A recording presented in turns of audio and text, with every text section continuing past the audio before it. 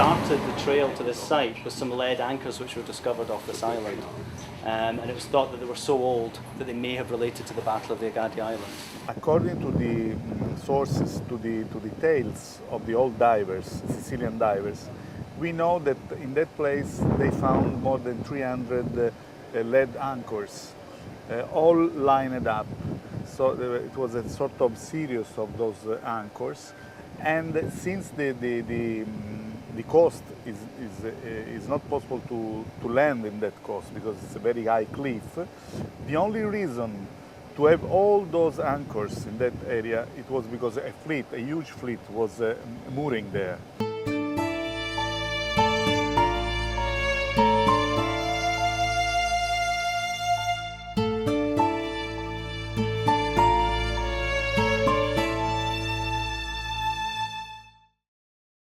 This also happens to be a well-traveled thoroughfare throughout history between North Africa and mainland Italy.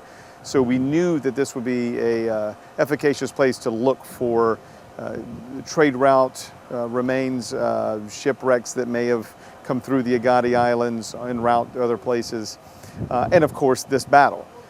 So putting it together, it made sense that we could mount a large-scale program, which we've done, which began with a large multi-beam survey of an area over 260 square kilometers, year after year of verification. We indeed have discovered many of those trade vessels that moved along these routes, and yes, of course, we have found the remains of this very important battle. That's the ram there, with the big shadow behind it. See the big shadow behind the ram?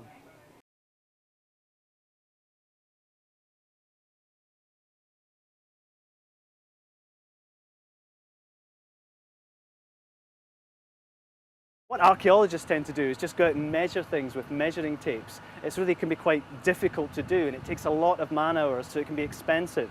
Or what they'll do is they'll use side scan sonar. They'll use something they tow behind a boat, but that's constantly in motion, and while it produces good plans, there are irregularities in what's produced because of the motion. And what this does from a fixed point is more precision, it's more accurate. We can survey an area of about 50 to 60 meters across in really minute detail and get plans that we can then draw and use for archaeological purposes.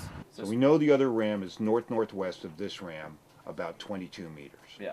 Let's go check the positions inside and see if we can identify what this is. But it also might be on the video. Now if you go 22 meters here, it's going to be out a little further over here. Yeah. Once we locate what we believe to be the other ram, could be this one actually too, because you're 2 meters on the other side. Yeah. So let's measure that one. That's 19 meters. 19 and a half. I think we're accurate. How about this one down here? How far is that? I think the sector stand is really good for archaeology because it's a precision type tool. It's not a high gross area type tool where you want to go 1 mile by 2 miles. Within a 30 to 40 meter range, you can really start identifying targets quickly and easily. The importance of the sector scan is it confirms the ROV observations. So if we have, if we can duplicate the results in the sonar that we're seeing with the ROV, it pretty much locks it up.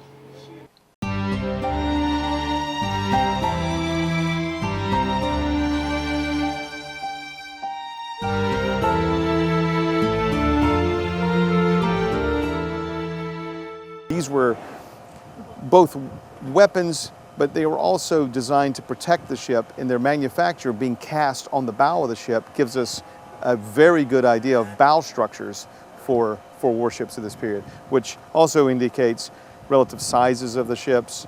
With the wood trapped inside gives us an idea of the materials that were used, the actual wood types, and some of the other aspects about how they were financed, the economic impact of building a fleet, losing a fleet.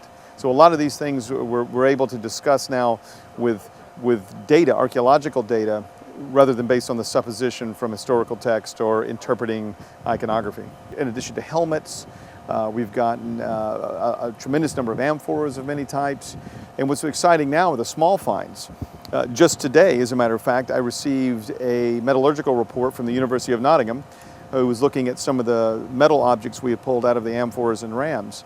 And it's very exciting because we've got an object that was clearly of ancient manufacture, in the techniques, in the materials of bronze and copper, and don't know what it is yet. But that's what we're looking at now, that these small objects coming out of the amphoras and inside of the rams are going to tell us a lot about what was on ancient warships. We've used the microprobe in order to determine what the material is made of. It's made from several different kinds of metal, leaded, bronze, and especially important in this case, arsenical copper, which is a kind of alloy which is very common in the ancient world, but very rare in the modern world. So this piece is clearly of some great antiquity. Based on our compositional and metallographic analyses, I'm pretty sure that this artifact is consistent in age with the date of the battle at Egadi. This is the first ancient battle site, naval battle site that's been discovered underwater. It's quite surprising actually that before this, that none have ever been found before, despite all the literary references and the importance of naval battles and sea power in the ancient world. We've never found a battle site before. And this is the first one that's been discovered, and it's a major engagement between the Romans and the Carthaginians, 241 BC, decided the end of the Punic War. The Romans were successful, and it really set them on the route to finally becoming an empire and really taking over the whole of the Mediterranean. This is the beginnings of that, which is exciting. We still endeavor to define the extent of the site. It is so massive. It's over 5 square kilometers at this point that we have material being discovered. I still at this point don't know where it stops. The ability to go down and fully analyze it will decades more of work. For the Romans, it was the first stage to acquire the complete control of the Mediterranean. So the First Punic War and the Battle of the Egadi was the real first test in which they tested their possibility, their capability to be a naval power. And it was a success for them.